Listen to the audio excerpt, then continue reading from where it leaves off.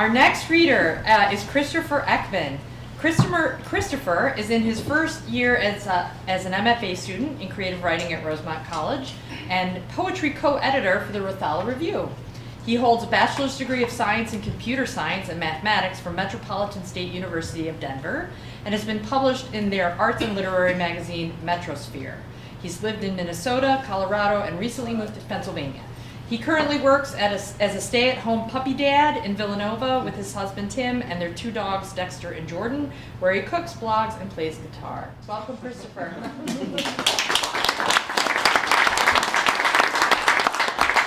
When I was growing up, my dad and I used to sneak horror movies back from the rental store before my mom would go out of town. Stuff Stephen King's mother probably would have labeled trash, but what King would have defended as maybe not bad trash. I can surmise this because most of the movies we smuggled were written by King, who's my dad's favorite author. Children of the Corn, Misery, The Shining, Carrie, Cujo, The Green Mile, all feature films for my dad and I before I'd even turned 16. He would lounge back in his seafoam green lazy boy recliner, and I'd have the mechanical ottoman extended on the sofa across from him, our pizza box resting on the coffee table, and cans of Pepsi endlessly multiplying. All night the house would be full of screams as Carrie took revenge, or Cujo tore after a mother and her terrified little boy. It was our own language, teasing each other towards scarier and gorier movies each time, our way of saying, yeah, but nothing is as scary as real life. I was surprised to get the call from my dad telling me that I should probably come visit sooner than later. We had planned a trip out in the spring after he would have had more time to recover from his treatment. The last scan they had done tentatively cleared him, so we were all happy to give him the time and privacy to recover on his own. He was never big on visitors anyway. I exchanged a few text messages with him, sent them a honey-baked ham for Christmas, and he'd worked to assure me he was eating and feeling stronger. My dad never exposed us to unpleasant details unless they involved Kathy Bates taking a sledgehammer to a writer's ankles.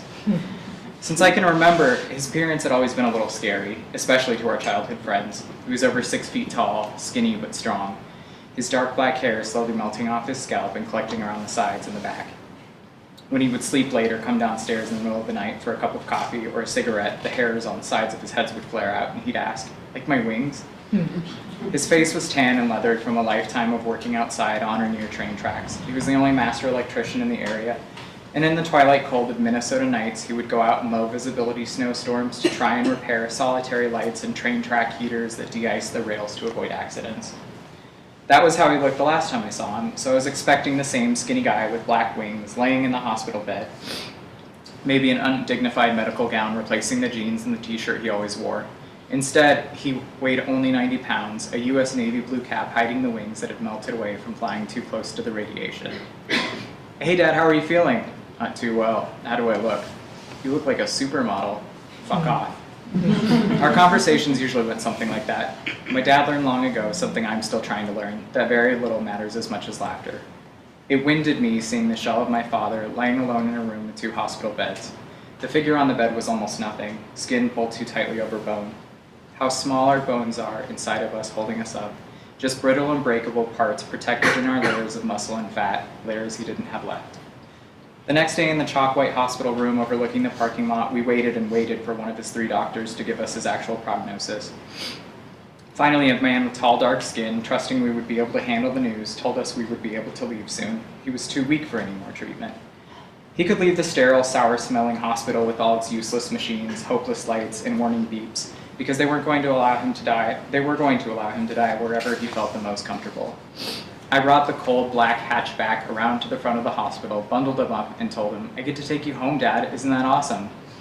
Well, yeah, it's about time. Because it was February and we were in Holly, Minnesota, or Hollywood, as my dad called it, it was freezing. Flat barren fields of white spread for miles in all directions outside the town. Plenty of room for wind to rage and gust over. Sometimes the wind chill drops enough that you experience a nice involuntary coughing reflex after your first breath when you step out. Maybe a cigarette is the only way to bring back feeling to your lungs on long nights with weather like that, when you have to be up for hours working on faulty track heaters. I don't know. Once we were settled in, we had a schedule of meetings with various organizations. The hospital discharged us into the care of hospice, which is an organization that helps with end-of-life care. In your own home or in an assisted living center. They had an adjustable hospital bed delivered, an oxygen machine set up, and about 30 syringes of morphine drawn for him to take by mouth on a regular schedule that he couldn't remember because of all the morphine he was taking. There have been few greater joys in my life than helping my father put his oxygen tube in. hands careful not to harm the frail parts of his body the cancer hadn't claimed, as delicate with him as he once was with me, tucking it behind his ears, bundled in a plaid fleece blanket like a new baby. Later, we had to sit down with the hospice social worker and go over this wonderfully terrifying document, 5 Wishes, because in the last 6 months of fighting cancer, my dad hadn't prepared for the event of his death. It is a document created for those like my father who, until they are certain they will be dead in the near future, will not fill out a healthcare directive or give power of attorney for health or financial decisions. Stephen King never published anything half as scary as a healthcare directive. We sat in a semicircle around the hospital bed, perched on mismatched wooden chairs and recliners pulled in from all rooms of the house. My dad's eyes followed an invisible bird around the room, head drooping every few minutes. My husband, my sister, and her fiancé, 2 uncles, my father, 2 workers from hospice, and I crammed into this small room about to discuss what should have been discussed months ago. The 5 wishes as listed are: 1, the person I want to make care decisions for me when I can't. 2, the kind of medical treatment I want or don't want. 3, how comfortable I want to be.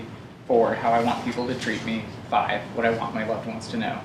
Somewhere around the 3rd wish, my sister started having a breakdown and left the room before I could make a break for it, leaving me as the only person my dad trusted and would talk to in the room. I held his hand as much for his support as for my own. Dad, do you have any requests for your funeral? Bonfire. The hospice woman gave me a confused look. Bonfire? You can all roast marshmallows, he explained. I'm not sure he's lucid enough for this right now, she said to me. He means with him in it. He wants us to cremate him, and he's telling you he wants us to do it with him inside the bonfire. Yeah, you guys can have a weenie roast or whatever. Dad showed a slight grin as he spoke. The hospice workers both burst out laughing. Almost everyone did. I smiled, but thought bitterly that I will never be as funny or quick-witted as my dad, and I'm out of time for him to teach me. Robbed again. The morning of the day I had to fly home, the hospice worker pulled me aside to tell me she didn't think my dad would be safe alone in the house after everyone left. They needed me to help convince him to move into assisted living before I left, or they would be faced with having to move him forcefully after I was gone. He had oxygen, but kept tripping over the thin green tube and walking to the bathroom, or would kink it under the table, which he couldn't move on his way back. He had morphine, but couldn't remember the last time he'd take it. He had food, but he wasn't eating it. He had his phone, but he wouldn't answer. I knew he didn't want to be in assisted living. He'd repeated over and over again that he just wanted to be home. I saw the tears in his eyes at the hospital on the first day when they told me that they were keeping him another night, just wanting to be away from the places that couldn't save him, to spend his final days in a place he felt safe in. He was lying in the hospital bed while we discussed this. Whether he could hear us or process the conversation, I don't know. In just a few days, he deteriorated rapidly, and the jokes came less and less. His eyes still searched the room when they were open, but they were shut most of the time. His breathing became more and more shallow, and I couldn't tell anymore if it was the morphine or just his body shutting down. But I asked him if we could go visit his wife at the assisted living center. Oh God, do we have to? Yeah, Dad, don't you want to get out of bed for a while? No, I just want to be left alone. No, Dad, I'm sorry. I'm doing everything I can for you, but I don't get the final say in all this. Well, let's just go so then we can come back. Let's just see. I bundled him up, put him in the car, and drove the short distance between the house and the center where his wife was currently staying. I had a few hours left before my flight, and he felt like shit. I was doing the one thing he asked me not to do because we didn't have a choice. We were robbed of that too. When we arrived, they helped him into a wheelchair as his ability to walk had begun to abandon him. We went to his assigned blank room, and he lay in the wheelchair, drifting in and out of sleep. I walked slowly over to him, realizing this was probably the last time I'd ever see my father. I could stay in town the days or weeks he had left to fight, but he had asked me to go home and live my life, enjoy my new adventure. He didn't want me to see him get weaker. I got down on my knees, the cheap blue carpet where so many have said their goodbyes in the coldest Minnesota afternoons, and took his hand. Hey, Dad, I have to go. You're going then? Yeah, Dad, I'm going back, but everything is taken care of. You just rest up and keep eating. I told everyone you want to be left alone, but your family's still probably going to come visit. Oh, God, tell them to stay the hell away. I did, Dad. No one listens. I know, everyone's got their head up their ass. He nodded off for a second, and then his eyes became bright and locked with mine. So this is it, huh? Yeah, Dad, I love you. I love you too. I got up from the floor and gently embraced him. As I started to pull away, he said again, I love you, Chris, and drew me in with what I imagined was the last of his strength, holding me the way only a father can hold his son, giving me more embodied language than any language could ever communicate. I hugged back as hard as I could. I knew this was the last one, the last hug, the last moment we'd have together, robbed of the rest.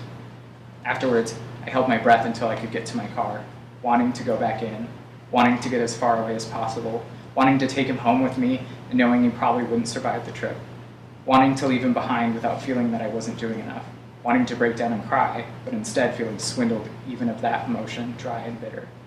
I don't remember much of the trip home or the few days I spent trying to build myself back up enough to move forward.